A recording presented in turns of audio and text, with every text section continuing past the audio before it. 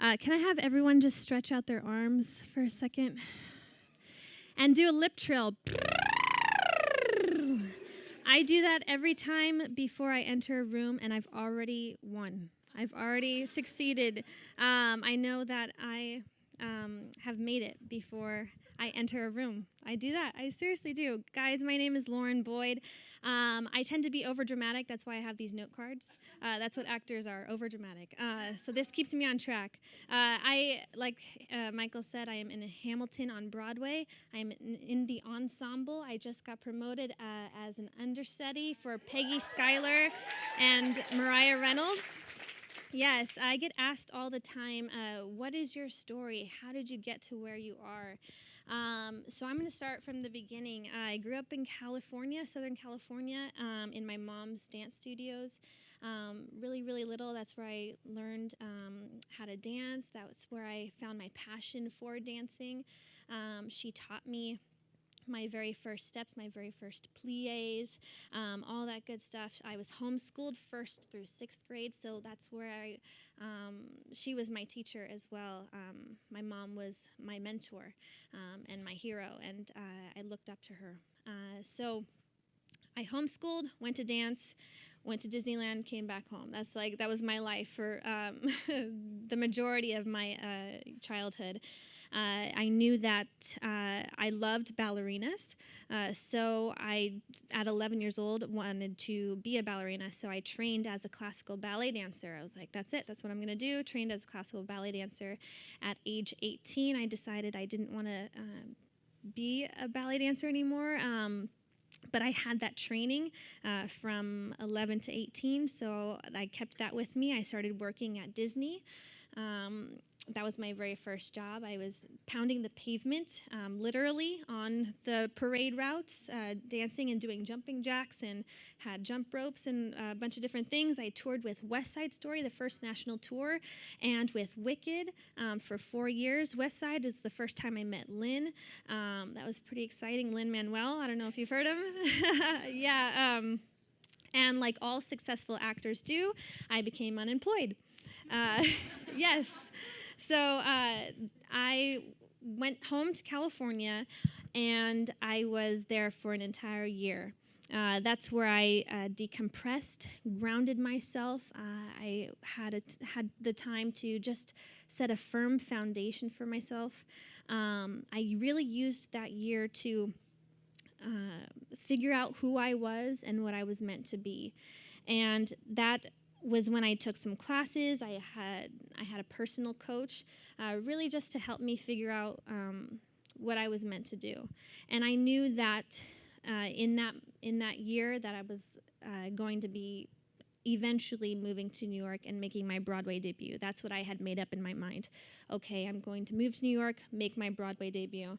But I needed to gather up some resources first. I needed to become physically, mentally, and spiritually strong before that. So I started volunteering at a senior center behind my house. So I started what has now become an outreach program that I have started called Broadway Babes. But at the time, it was just me going once a week behind my house and teaching seniors how to tap dance while sitting in their wheelchairs. So I was doing small little taps with them, and spending time investing in other people, and in return was being invested and growing in myself. After that year, doors were closing and chapters were ending in my life in California, and I finally knew that it was time to pack up a big bag and come to New York.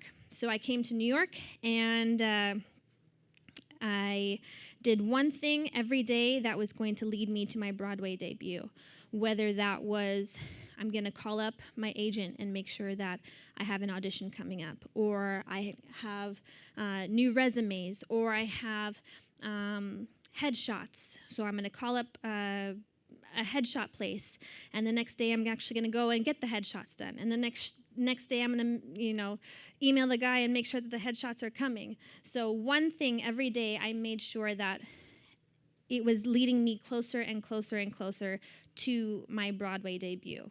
Again, not knowing what that was. One day, my agent called me and said, hey, listen, I have an audition for you for Hamilton, and I've got good news and I've got bad news. It's the audition is for you and for Hamilton, but the bad news is it's in California. And I just had moved to New York. So I said, okay, that's all right. I saved up some money. I flew to California. It was the first time I had ever heard My Shot or Room Where It Happens.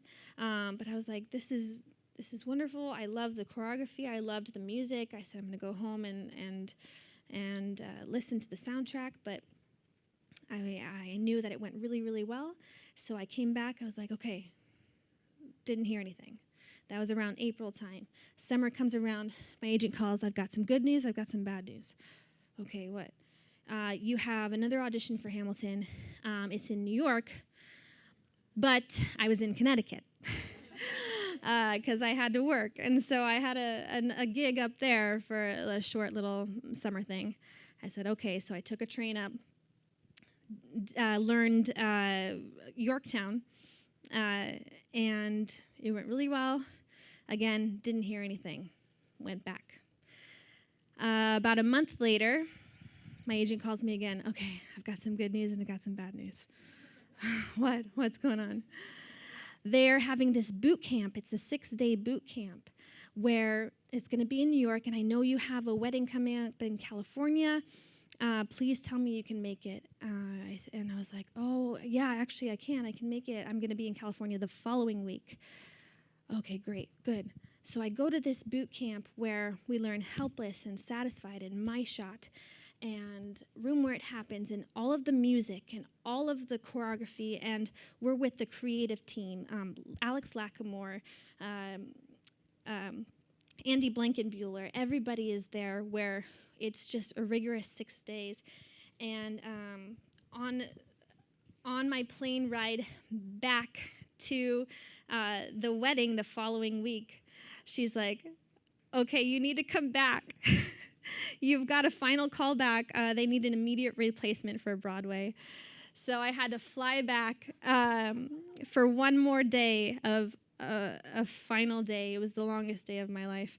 But I just had this feeling in my gut that it was going to be good. Something was going to happen.